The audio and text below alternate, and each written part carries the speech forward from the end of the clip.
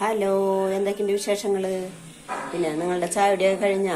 എന്നിട്ടിന്ന് ചായക്ക് നിങ്ങൾ ഉണ്ടാക്കിയിരിക്കണത്? ഞങ്ങൾ ഇന്നേ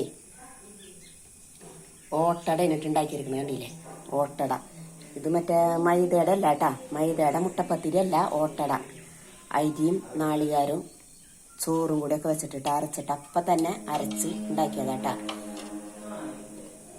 അതിന് നാളികേരപ്പാലാണ് കേട്ടോ ഉണ്ടാക്കിയിരിക്കണത്. കണ്ടില്ലേ? നാളികേരപ്പാല്.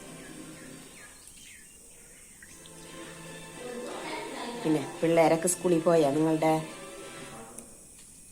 പിന്നെ ജോലിക്ക് പോകുന്ന ആൾക്കാരൊക്കെ ജോലിക്ക് പോയാ? പിന്നെ നിങ്ങളുടെ വിശേഷങ്ങളൊക്കെ എന്തുണ്ട്? ചായട്ടാ. ഇത്രയൊക്കെ ഉള്ളു ഞങ്ങളുടെ ചായകട പലഹാരങ്ങൾ.